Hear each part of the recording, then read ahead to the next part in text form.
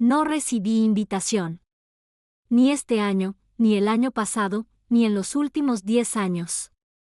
El correo llegó un martes. El asunto era alegre y quería sonar cálido: Retiro familiar Whitmore 2025.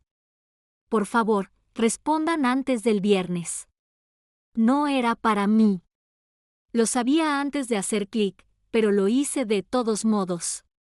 Todos estaban allí: Camille, su esposo, sus 2 hijos, la tía Janine de Savannah, el tío Roger que todavía usaba su ridículo sombrero de pescador en cada foto, y la prima Lily, que una vez me robó el vestido de graduación y mintió al respecto. Pero yo no. Ni siquiera una versión de mí con una errata. Sin el ara, solo aire donde debería haber estado. Ese tipo de exclusión no grita, zumba, como un refrigerador funcionando de fondo todo el tiempo hasta que un día el silencio te informa que se ha ido. Estaba sentado en mi oficina de Santa Mónica, rodeado de cristales, plazos y títulos, con una vista desde la esquina que me costó mucho conseguir, pero la habitación se sentía fría, como si el sol de California no pudiera arreglarla. Volví a mirar el correo electrónico, luego mi nombre, desaparecido, como si nunca hubiera estado allí. Casi cierro el portátil, casi, pero algo me hizo abrir una nueva pestaña. Escribí el nombre de la casa de playa donde siempre se había celebrado el retiro, una casa amplia y encalada en la costa de Georgia, columpio en el porche, luces centelleantes, el último lugar donde vi reír a mi padre antes de que su derrame cerebral se lo impidiera. Y ahí estaba, una nueva propiedad, no en alquiler, en venta. Sin mensajes grupales, sin llamadas, ni siquiera para que lo sepas. Leí cada línea: precio rebajado, vendedor motivado, escritura en revisión.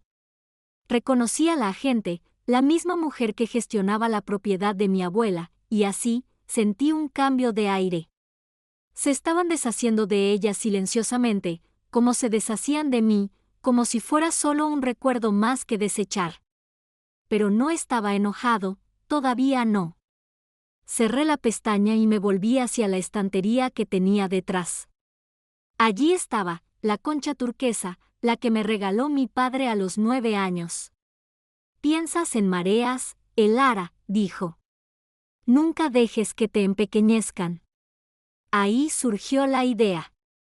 Habían borrado mi nombre de todas las invitaciones, pero aún recordaba cómo firmar una. Lo que pasa con que te borren es que nadie te avisa. Empieza despacio: una llamada perdida, una foto familiar publicada sin ti, un asiento vacío en una mesa donde nadie se molesta en preguntar dónde estás. Al principio, lo intenté. Envié regalos de Navidad, me uní al hilo del grupo cuando aún tenía mi nombre, volé de vuelta para Acción de Gracias incluso cuando el vuelo me costó más que el alquiler. Me ofrecí a ayudar con la hipoteca de mamá cuando los hijos de Camille necesitaron ortodoncia nueva. Hice lo que se supone que deben hacer las hijas pequeñas: aparecer, callarme, ser útil. Pero lo útil solo dura un tiempo. Camille siempre era el centro de atención. Era cálida, fotogénica, ruidosa, con un encanto que la gente llamaba encantadora. Organizaba baby showers con cócteles especiales, diseñaba camisetas a juego para reuniones. Una vez me llamó desde una tienda de manualidades Michael solo para preguntarme si me gustaba el verde azulado o el coral para la decoración de la mesa de la casa de playa. Dije: «No creo que vaya ese año». Ella dijo: «Está bien, Elara, te guardaremos un plato», pero nadie lo hizo. Después del derrame cerebral de nuestro padre, volé sola y estuve con él en el hospital mientras Camille estaba demasiado agobiada y mamá no soportaba verlo así. Le di de comer, le leí en voz alta su libro favorito de Steinbeck. Cuando recuperó el habla, se le quebró la voz: «¿Viniste?» Ese invierno, le pregunté a mamá sobre planificación patrimonial, no por dinero, sino para entender qué pasaría con la casa, las cuentas y el fideicomiso que él había mencionado. Sonrió con fuerza y dijo: «Camille y yo lo tenemos todo bajo control. No te preocupes, preciosa». Dejé de preguntar. La última vez que intenté visitar la casa de playa familiar, la llave de repuesto ya no estaba debajo del felpudo.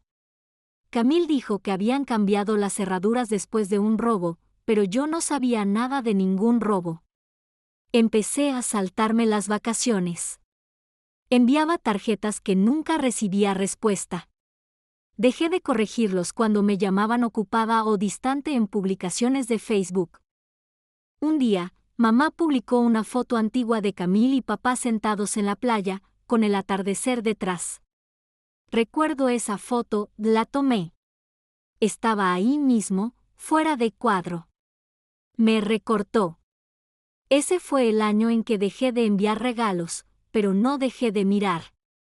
Savannah, mi antigua vecina, que ahora trabaja como asistente legal, seguía manteniéndome al tanto discretamente, capturas de pantalla, fragmentos, hilos de correos electrónicos de los que me habían borrado. Creen que desapareciste, dijo una vez, pero solo estabas escuchando. No me había ido, estaba esperando. Y a veces, quienes te olvidan más rápido son los que más miedo tienen de lo que pase cuando regreses. No compré la casa por venganza. La compré porque ya no quería fingir que mi ausencia era un fallo técnico. La casa llevaba 13 días publicada, sin hacer ningún anuncio importante, sin mensajes de grupo familiar, solo un discreto enlace de venta oculto en un boletín inmobiliario que casi borré. La casa ya ni siquiera figuraba a nombre de Whitmore, la habían transferido a una sociedad de responsabilidad limitada, LLC, algo que probablemente creó Camille tras el fallecimiento de papá, una estructura fantasma para limpiar las cosas. Conocía ese lenguaje, vivía en la estrategia corporativa. Había visto ese truco cientos de veces. Pero no estaba enfadada, era metódica. Imprimí los documentos, llamé a una amiga experta en derecho inmobiliario y programé una llamada con Savannah esa misma noche. Realizó una búsqueda de título en menos de 10 minutos y encontró algo inesperado, una cláusula en el fideicomiso que me vinculaba directamente. El fideicomiso original de papá tenía una cláusula de rescisión. Si la herencia caía en mora, impuestos impagos, seguro vencido, falta de información, la beneficiaria secundaria, yo, tenía pleno derecho a la reasignación del título. Los impuestos habían caducado, también el seguro. Ni siquiera fue negligencia, fue pereza, arrogancia. Camille y mamá probablemente asumieron que la casa podría quedarse ahí, medio usada, medio reclamada, hasta que supieran qué hacer con ella. Pero papá había construido una puerta trasera, por si acaso. La voz de Savannah era tranquila: si la quieres, el ara es tuya. No hay que pelear. No respondí de inmediato. Me quedé mirando la concha turquesa en mi escritorio, todavía intacta después de todos estos años. Recordé a papá quitándole arena y dándomela como si fuera sagrada. Piensas en mareas, había dicho, no en olas. Regresas más fuerte. Esa noche, abrí una hoja de cálculo en blanco, mis finanzas, opciones sobre acciones, activos líquidos, ahorros discrecionales. No era rica como insinuaban las publicaciones de Camille, pero había construido una vida sólida, tranquila e independiente. Contacté con la agente inmobiliaria 2 días después. No reconoció mi nombre hasta que dije, Whitmore, el ara, hija de Thomas. Hizo una pausa. Ah, tú. Tú eres la otra. Sí, la otra. Firmé los documentos de compraventa bajo la cláusula de rescisión, sin prensa ni aviso. Luego abrí el portal de reservas y reservé una habitación, la suite principal, 3 noches, entrada el viernes, nombre de la huésped, señorita C. Whitmore. En mis preferencias, escribí, por favor, ponga una botella de Perrier Jouet en hielo. La huésped prefiere almohadas firmes, sábanas de algodón y total privacidad. Cuando llegó la confirmación, no sonreí, no lloré. Simplemente me quedé quieta. Me habían borrado de la invitación, solo me habían añadido a la escritura. Llegué temprano, no para saludar a nadie, ni para observar, solo para volver a ver la casa antes de que la tocaran. Parecía más pequeña de lo que recordaba, o quizás simplemente había crecido. El columpio del porche seguía torcido, las contraventanas necesitaban pintura, alguien había cambiado el farol delantero por una bombilla solar barata, pero seguía respirando igual con la brisa del océano, suavemente, como si me hubiera esperado. No me quedé mucho tiempo, solo lo suficiente para comprobar que el champán estuviera helado, las sábanas extendidas y mi nombre estuviera bien escrito en la lista de invitados. Luego me fui. Aparqué 2 calles más allá en un sedán alquilado y esperé. A las 18:42, el Audi blanco de Camille entró en la entrada. Su marido salió primero, afanándose con el equipaje. 2 niños salieron atropelladamente detrás de ellos, ya discutiendo. Camille salió la última, con las gafas de sol en lo alto como una corona. Después llegó mamá, en la parte trasera de la camioneta del tío Roger. Llevaba su ropa de cama de resort, blanco sobre blanco, con perlas en el cuello, sin maquillaje, solo bálsamo labial con color, el uniforme de una sureña preparándose para una negación cortés. Rodaron sus maletas hacia la escalera principal, todo sonrisas y movimiento. Podía oír risas, instrucciones vagas. Camille la condujo a recepción, y entonces todo se detuvo. La recepcionista, una joven con corte de pelo pixie y una sonrisa de disculpa, pronunció esas palabras como si leyera un pronóstico del tiempo. Lo siento, no tengo a ninguno de sus nombres en la reserva. ¿Está con la señorita Elara Whitmore? Camille parpadeó. Disculpe, ¿de quién es la fiesta? La señorita Elara Whitmore. Tiene la reserva completa. El nombre golpeó como un cristal contra un azulejo. Se hizo un silencio, no de esos que esperan a alguien, sino de esos que reorganizan la sala. Salí del coche entonces, no por dramatismo, sino porque era el momento. Mis tacones resonaron contra el suelo de baldosas al entrar, tranquila y segura. No miré a Camille, no hacía falta. Puedo aclararlo, le dije a la recepcionista. Soy la señorita Whitmore. La escritura se firmó hace 2 semanas. Camille se giró, con el rostro tenso. ¿Compraste la casa? Sí. La voz de mamá era suave, confusa. ¿Pero por qué harías esto? La miré, sin enojo ni frialdad, simplemente había terminado. Porque nunca me invitaron, pero nunca me fui. Camille dio un paso al frente, con los brazos rígidos. ¿Te parece gracioso? ¿Crees que piratear nuestro viaje familiar demuestra algo? No, dije, soluciona algo. Le entregué mi identificación al empleado. Cualquier persona que no esté en mi lista de invitados debe ser escoltada educadamente, pero no seas dura, añadí, casi con suavidad. Son familia. El empleado dudó, luego asintió. Detrás de mí, nadie habló, ni Camille, ni mamá, ni el tío Roger. El silencio hizo el trabajo por mí. Que se lo expliquen entre ellos. Que digan mi nombre ahora. Salieron de recepción sin decir palabra, sin gritar, sin salir pitando, solo con los hombros rígidos y un silencio que los dejaba como una estela de humo. No los seguí, no hacía falta. Ya lo sabían. Eso era suficiente, o eso creía. A la mañana siguiente, apareció una furgoneta de noticias. La vi desde la ventana, blanca con letras azules, aparcada justo al otro lado de los setos. Un hombre con camisa abotonada y demasiado gel estaba fuera, con un micrófono en la mano. Miraba a la cámara con los ojos entrecerrados como si estuviera destapando un escándalo. No abrí la puerta, pero en cuanto salió el segmento, mi teléfono se iluminó como una alarma de incendios, mensajes, correos electrónicos, un mensaje de voz de un antiguo compañero de trabajo con el que no había hablado en años. ¿Es cierto? ¿De verdad te llevaste la casa de tu familia por un vacío legal mientras tu padre estaba enfermo?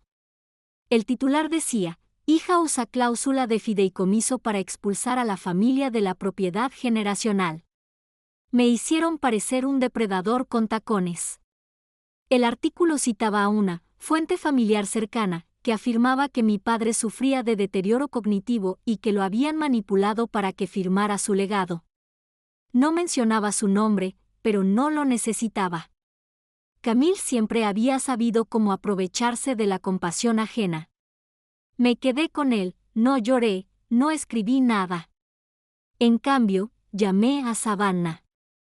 «¿Ya es hora?», le pregunté. No necesitaba más contexto. «Te envío el archivo en 15 minutos».